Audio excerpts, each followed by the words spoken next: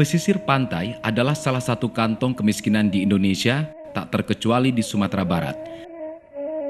Bila dibandingkan dengan besarnya potensi sumber daya alam kelautan, kondisi ini tentu saja sangat ironis. Perairan Sumatera Barat, terutama antara pesisir pantai barat dengan Kepulauan Mentawai, merupakan salah satu habitat ikan tuna.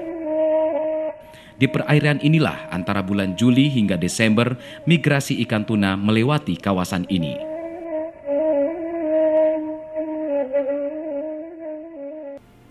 Sayangnya potensi ini belum tergarap secara optimal.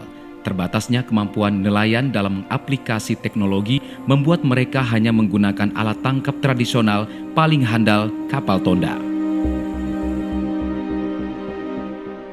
Namun hasil tangkap yang rendah seringkali tak mampu menutupi biaya melaut yang dari waktu ke waktu semakin meningkat.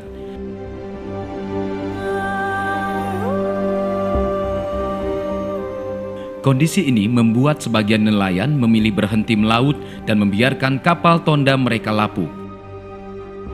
Kini setidaknya terdapat 1.200 kapal tonda di seluruh Sumatera Barat menunggu kehancurannya.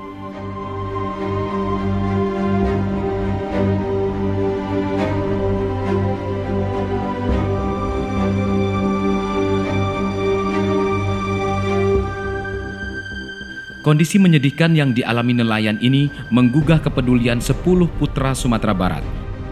Dalam pikiran mereka, jika ke 1.200 kapal tonda tersebut dibiarkan hancur dengan 100 juta harga per unitnya, dunia perikanan Sumatera Barat menderita kerugian sekitar 120 miliar rupiah. Jika hal ini terus berlangsung, perikanan tangkap Sumatera Barat akan hancur dan puluhan ribu nelayan akan kehilangan pekerjaannya.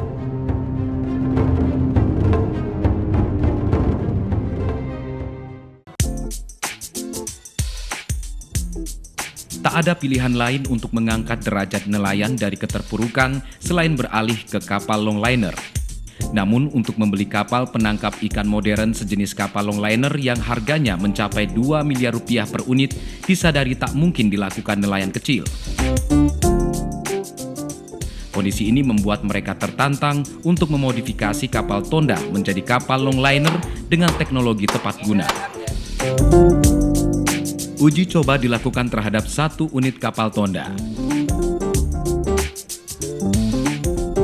Kapal tonda yang panjangnya 17 meter itu pada bahagian haluan depannya dibuat tambahan dengan bentuk kap aerodinamis yang multifungsi, pengaman ABK di waktu hauling atau menarik pancing dari hempasan gelombang dan angin, serta gudang penyimpanan alat tangkap.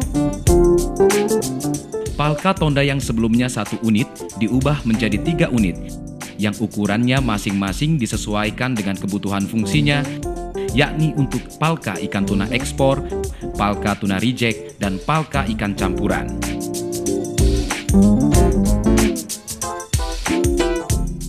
Ruang kemudi dibuat sedemikian rupa dengan menggunakan setir jatra agar pada saat operasi penangkapan dapat melihat ke depan dengan jelas di mana posisi pelampung terlihat waktu hauling. Ruang ABK dirancang untuk istirahat, tidur, dan ibadah dengan aman dan nyaman. Pada bagian belakang dibuat tempat setting pelepasan pancing yang bisa ditempati 3 ABK sewaktu memasang umpan, mengatur pancing, dan membuat main line atau tali utama. Pembuatan sirip tambahan dengan ukuran disesuaikan dengan panjang lambung kiri kanan dirancang sebagai penyeimbang kapal. Agar selama operasi penangkapan tepat sasaran, kapal longliner ini dilengkapi dengan 1 set satelit navigasi, GPS dilengkapi dengan radio komunikasi, peta laut, alat penjangkar, kompas, barometer, dan termometer. Untuk melindungi dari klaim atau penjiplakan yang dilakukan pihak lain, ke-10 penggagas kapal longliner ini sepakat untuk mempatenkannya. Karena renovasi kapal tonda menjadi longliner ini merupakan murni gagasan dan buah karya mereka, ke-10 penggagas sepakat untuk mendaftarkan hak patennya melalui Sentra Haki Komisi Haki Universitas Andalas.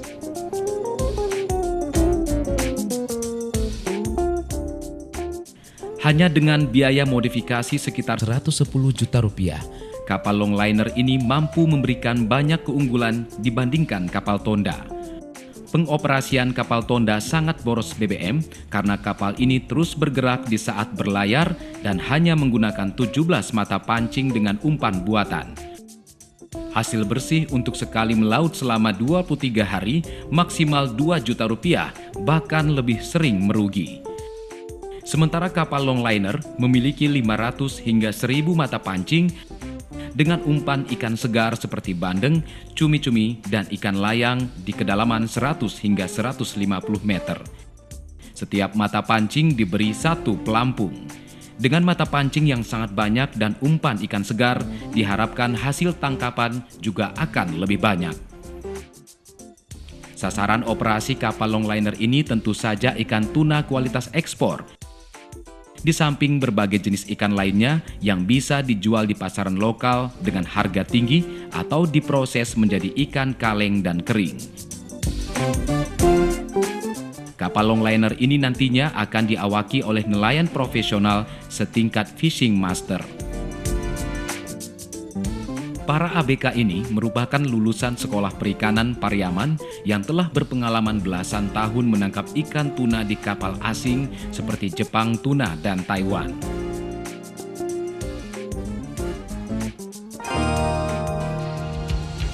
Dengan berhasilnya modifikasi ini, diharapkan seluruh nelayan kapal tonda secara bertahap beralih ke kapal longliner. Jika hal ini terwujud, di Sumatera Barat akan terdapat 40 skuadron kapal longliner. Satu skuadronnya terdiri dari 30 unit kapal longliner didampingi satu unit kapal collecting, sehingga mutu ikan tuna ekspor segar dapat dipertahankan. Usaha penangkapan ikan tuna ini nantinya direncanakan akan dikelola Koperasi Jaya Samudra yang anggotanya tidak hanya terdiri dari nelayan, tetapi juga para pengusaha dan institusi yang berminat berinvestasi di sektor perikanan tangkap. Sistem pembagian keuntungan yang diterapkan merupakan bagi hasil pemilik kapal atau investor, koperasi anak buah kapal, serta biaya perawatan yang tentu saja lebih berpihak kepada nelayan.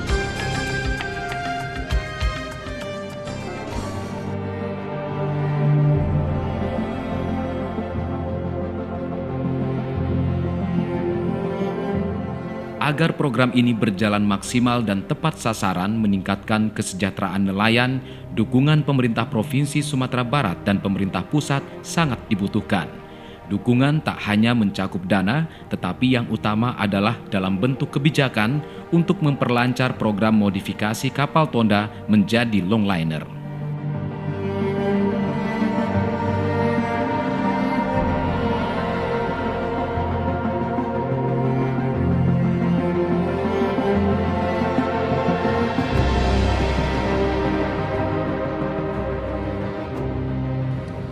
Pemerintah daerah Sumatera Barat mendukung terobosan yang dilakukan oleh putra-putra Sumatera Barat untuk melakukan modifikasi kapal-kapal tonda yang berjumlah 1.200 ini menjadi longline. Dengan biaya yang sangat murah, modifikasi ini akan sangat efektif dalam rangka meningkatkan produktivitas para nelayan kita dalam menangkap ikan tuna yang ada di perairan Sumatera Barat. Dan untuk itu kita juga sedang merancang peraturan daerah yang akan mengatur kawasan tangkap masyarakat, terutama nelayan kita, agar kapal-kapal lain tidak masuk ke kawasan Sumatera Barat, karena kalau itu dibebaskan maka akan sangat mengganggu produktivitas nelayan kita, sebab kapal-kapal yang masuk itu juga berteknologi tinggi. Kita sekarang sedang merancang sebuah peraturan daerah untuk menentukan kawasan-kawasan tangkap di perairan Sumatera Barat, sehingga adalah proteksi terhadap nelayan-nelayan Sumatera Barat agar nelayan-nelayan daerah lain itu tidak masuk ke wilayah kita. Industri yang tidak pernah habis bahan bakunya adalah kelautan dan perikanan. Dari itu, dengan adanya program modifikasi kapal tonda menjadi kapal longline adalah suatu percepatan peningkatan kehidupan nelayan di Kota Padang. Dari itu, Pemko Padang sangat mendukung program ini, sekaligus telah mempersiapkan beberapa sarana. Yang pertama, tempat sandarnya kapal longline, stasiun pengisian bahan bakar, dan tempat pelelangan ikan. Muara Anai akan menjadi pusat dari kegiatan tersebut. Pemko Padang sekaligus juga mendukung dan mendorong dunia perbankan untuk mengucurkan pengkreditan kepada usaha nelayan di Kota Padang. Dengan sendirinya akan bermuara pada peningkatan perekonomian di Kota Padang.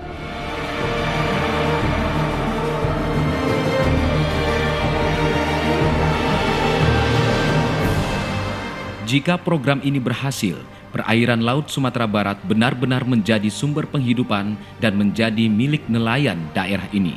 Mereka akan menjadi pasukan armada semut yang menjaga perairan Laut Sumatera Barat dari penjarahan kapal nelayan asing seperti yang kerap terjadi saat ini.